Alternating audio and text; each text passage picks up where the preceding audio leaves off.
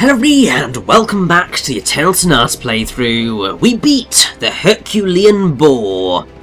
And now it is time to head over to the other bit of the West Tower to take on our second mini-boss of the dungeon. Hope you enjoyed the little bit of philosophy at the end of the last part, with jazz and falsetto talking with Frederick about how can you tell this is really a dream. The world you're talking about as reality sounds incredibly strange and bizarre. And actually, when you think about it, reality is weird. I mean, it sounds like an odd thing to say, but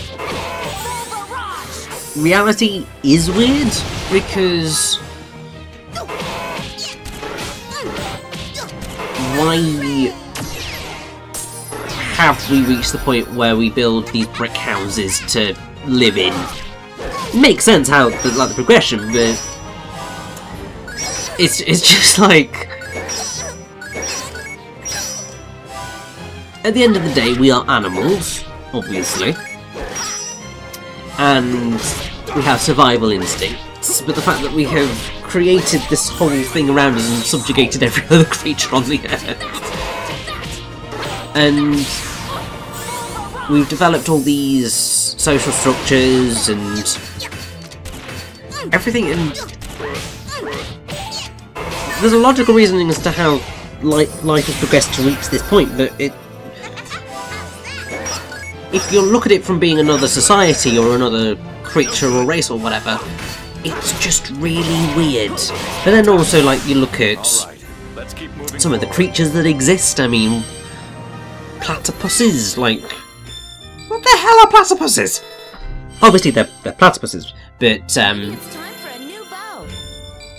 in terms of what they look like, they're weird. Actually, I think one of the stories that's always kind of stuck with the platypus is that it was effectively God putting together all the last bits of creatures, and it's just quite an interesting one.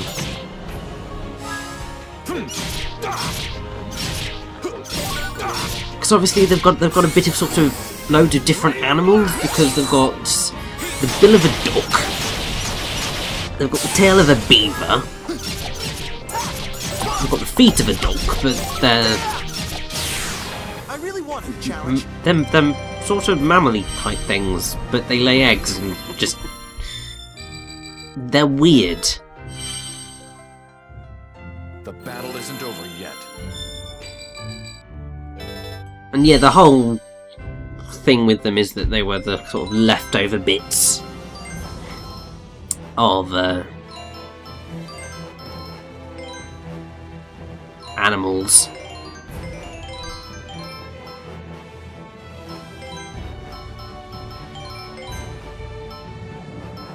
I like how randomly this dungeon has brought me onto going, this is a fact about platypuses. As you do.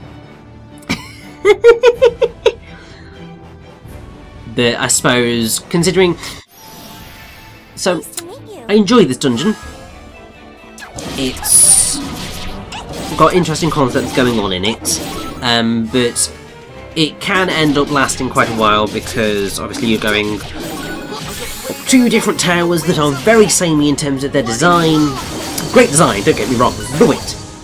But it is quite samey. It can get... You end up standing and running through it for quite a long time. And so that can kind of make it more tedious than it perhaps should be.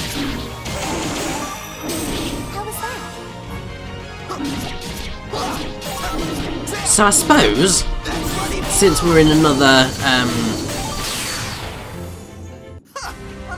another long stretch of the game. Obviously, we went through the life of Frédéric Francois Chopin.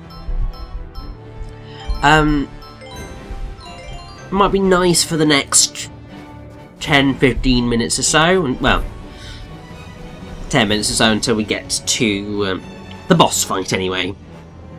To just give a sort of brief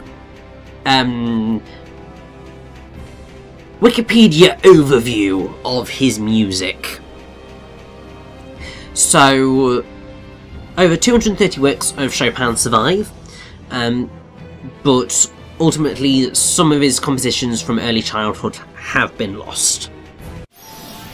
And as was obviously brought up in Fantaisie Impromptue, there's a chance that there are many other pieces that Chopin just never wanted publishing and were just lost to time. All of his known works involve the piano, and only a few range beyond solo piano music, but these are either piano concertos, songs, or chamber music.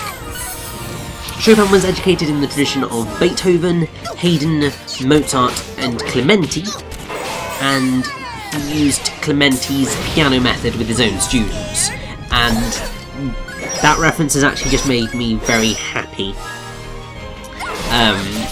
because it makes sense of the move that Frédéric is going to get at some point during this dungeon. Because, yes, and Clementi's full name is brilliant, because it's Muzio Filippo Vincenzo Francesco Saverio Clementi. Brilliant! And going back to real-life Frédéric Chopin, he was also influenced by Hummel's development of virtuoso, yet Mozartian piano technique. Chopin cited Bach and Mozart as the two most important composers in shaping his musical outlook. Chopin's early works are in the style of the brilliant keyboard pieces of his era, as exemplified by the works of Ignaz Moscheles, Friedrich Kalkbrenner and others, and less direct in the earlier period are the influences of Polish folk music and of Italian opera. Much of what became of his typical style of ornamentation is taken from singing, so his melodic lines were increasingly reminiscent of the modes and features of the music of his native country, such as drones. Chopin took the new salon genre of the nocturne, invented by the Irish composer John Field, to a deeper level of sophistication. He was the first to write ballads and scherzi as individual concert pieces, and essentially established a new genre with his own set of freestanding preludes. He exploited the poetic potential of the concept of the concert etude, already being developed in the 1820s and 1830s by Liszt, Clementi and Moscheles in his two sets of studies. Chopin also endowed popular dance forms with a greater range of melody and expression. His mazurkas, while originating in the traditional Polish dance, the mazurek, differed from the traditional variety in that they were written for the concert hall. I meant to say concert rather than concert, but oh well. The concert hall rather than the dance hall. As J. Barry Jones puts it, it was Chopin who put the mazurka on the European musical map. The series of 7 polonaises, published in his lifetime, although there were 9 published posthumously, beginning with OP26, well, the OP26 pair, set a new standard for music in the form. And his waltzes were written specifically for the salon recital rather than the ballroom, and are frequently at rather faster tempos than their dance floor equivalents. And we've not necessarily come across any, if many, of Chopin's polonaises, but there is one, which is actually what lends its name to this chapter, and that's the heroic polonaise, or the polonaise héroïque in my butchered French. But it's actually quite strange. So every other chapter in Eternal Sonata, the Chopin piece that gets played with the history lesson on Chopin's life is actually part of the narrative. Like, you can't miss it. It's there, you have to experience it. Heroic, or the Heroic Polonaise, only appears if you beat the optional dungeon. Which part of me finds quite peculiar, because it is actually it's a beautiful piece of music, and also it delves into some very important pieces of Chopin's life. It effectively shows the developers' final thoughts on Chopin, I suppose, and it's quite spectacular. So part of me is disappointed that it is hidden away at the end of the optional dungeon, but it does make sense. And thankfully, you will be getting to hear that. Because obviously, I'm going to go take on that optional dungeon, because there is no way in hell I wasn't going to play Eternal Sonata for a second time and not do the thing that I've wanted to do for frickin' ever. Pretty good, huh? So that then, come whenever my next playthrough is, many years in the future, I can actually go into Encore mode knowing that I've collected everything that I can physically collect on a first playthrough. And so I can just do my Encore mode playthrough as an Encore mode playthrough and get everything in that, and actually 100% complete Eternal Sonata, because that will be quite a fun thing to do. Obviously that will not occur for some time. Like, it'll definitely be years before I return to Eternal Sonata, because while I love it, there are lots of new games coming out that I want to experience, and also, you know, there's life that gets in the way, and also, you know, there's a YouTube channel which I kind of need to play games for. So, yes, it'll be a while before I return to Eternal Sonata, but it's definitely on my list of things to do one day, because I do really enjoy it. Part of me sort of wishes that I did have the PS3 version of the game, so that I could experience those extra bits of the story, those extra dungeons, so on and so forth. And, there's Tri-crescendo. Basically, Tri-crescendo is Frederick's equivalent of Volker's Blossom Shower. Heals everyone, and it's brilliant. It's more powerful than Viola's Heal Arrow. Way more powerful. Let's keep moving forward. But obviously, the key issue, and it's why I still err towards Viola, is because she's the only person who can heal in the shade. And obviously, sometimes you can get caught in a place where you're stuck in shadow. And if you can't get out of that in any way, then, you know, you're kind of slightly buggered when it comes to healing, so you'd have to resort to items. And we don't want that.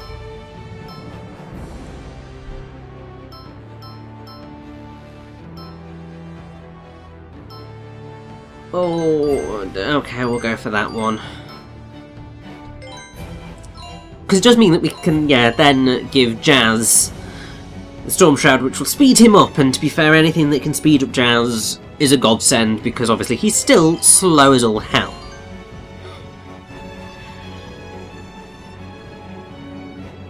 But yes, it's time to rush up the stairs. here's the second mini-boss to take down.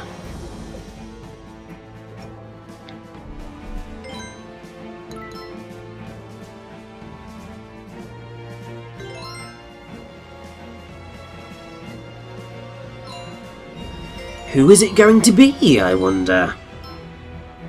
But first off, who are we going to shove into this battle? Let's pop in Polka, because she desperately needs experience. Yeah, see, there's a point where you're just like, who do I want to give the levels to? Because we're all sort of in that phase where we're doing pretty well.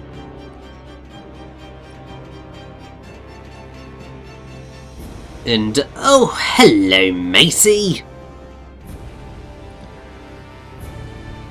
So obviously this is based on the monster that was guarding the exit to Fort Fermata. I like how Fort Fermata is the one dungeon that I can always remember the name of. So always great. This guy can be a little bit frustrating again because if you're not... there's a gap between his legs, and there is actually a gap. I don't know whether you can actually get anybody to run through it, but in terms of the hitbox, you can miss out on getting hits in if you're not careful or positioned properly. But yes, this is the hidden one. Not very well hidden, if you ask me. But it could be a lot worse. He could actually be hidden, and then, you know, we'd be really, really screwed in trying to deal with this dungeon.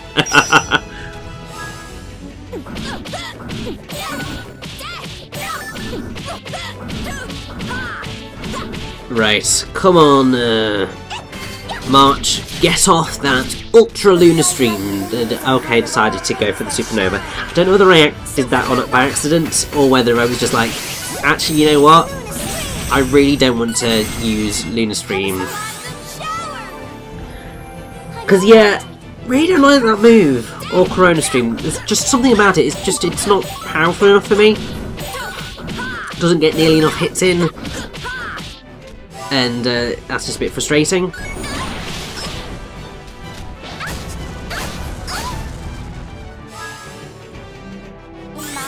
There we go.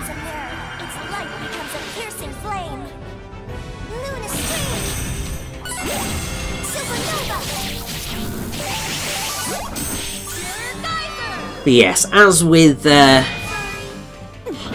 much every boss fight that we've done, you just sort of get through it.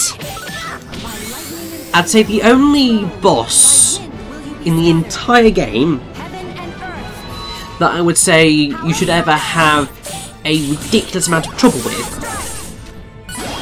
is one on, I think it's the 11th floor of the optional dungeon. I think it's 11th. Might... No, I can't remember, but either way, yeah, it's right towards the end of that optional dungeon, and that's just because it's an enemy that is incredibly quick and incredibly deadly.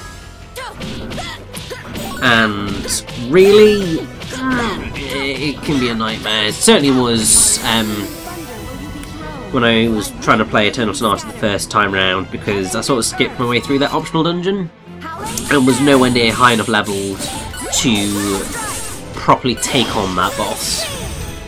And also because then I left it for such a long time, when I next came back to it, I just wasn't in the flow of the battle system again to be able to deal with it effectively enough. Now, come on, Hidden One. Prepare to face the wrath of the Phoenix Rising. Soaring skies. Phoenix Rising. Shadow Beam. And that, my friends, is that. That's better. You ready for another philosophy lesson? I know I am.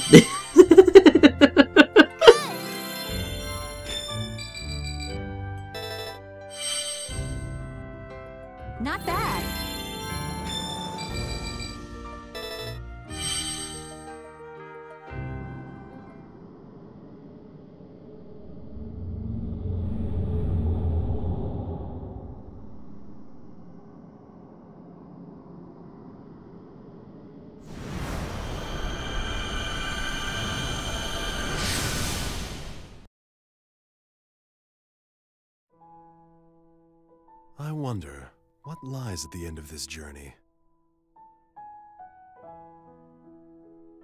The end of the journey? Well, I really don't know, but I'm sure that the road does lead to somewhere. Salsa, I don't think that's what he means. I think that what Frederick is talking about is something of a more spiritual nature.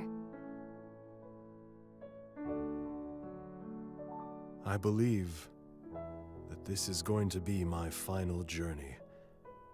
But my final destination is shrouded in darkness. No matter how hard I look, I cannot see it at all.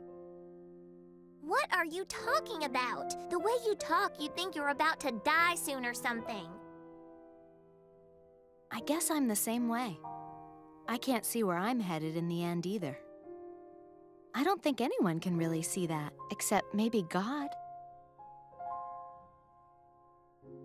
But the reason I can't see it is completely different from why you can't see it. The place where I'm going is surrounded by light. And because the light I'm heading for is so bright, I can't make out what's there either, the same as you. So you can't see because it's either too bright or too dark? Then it's probably better to go with not being able to see because it's too bright. I agree with you. After all, no one can ever really know what the future will hold.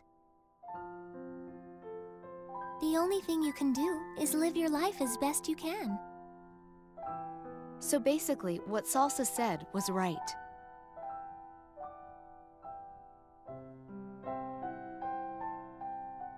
The road does lead to somewhere.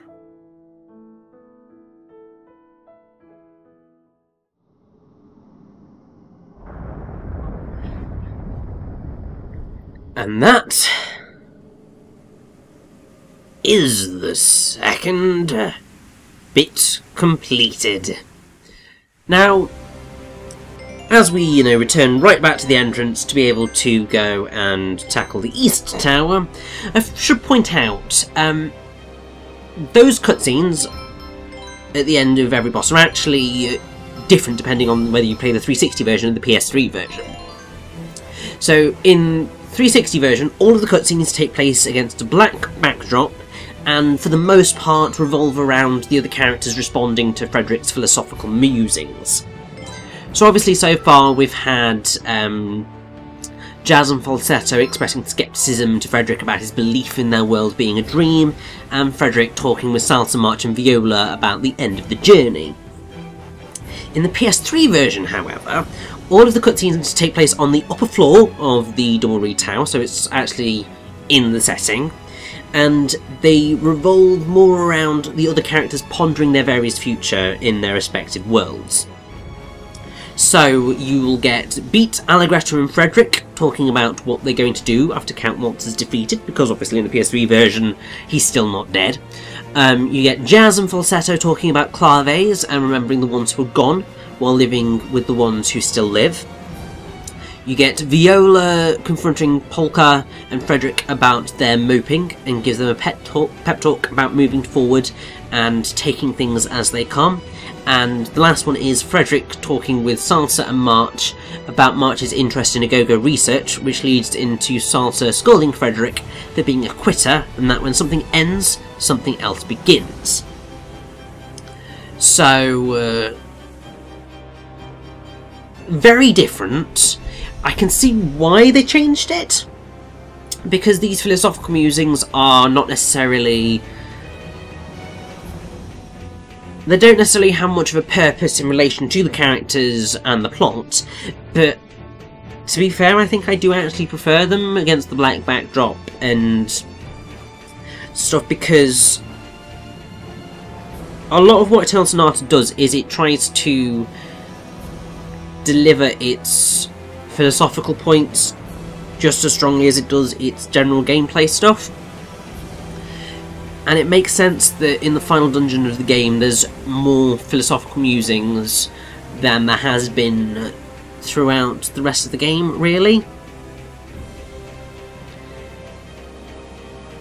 And I think that it does just help make sense of a lot of stuff that's going on. And also, to be fair, it also makes a lot more sense out of what is going to occur after we have finally beaten Legato as the ruined body. And right now I'm getting a wee bit lost in trying to make my way round to the other tower. It's not that difficult. This is the route that you need to go to get to where Legato as the ruined body is hiding out. But we don't need to go that route just yet, or I might be. I don't really know anymore. I think my brain was going, do I, don't I, do I, don't I, do I, don't I? And then in the end it was just like, you know what? Nah, because I'd rather leave down there as a surprise for when we're actually done. So, here we are back at the entrance. It's time to take on the Eastern Tower. Let's go.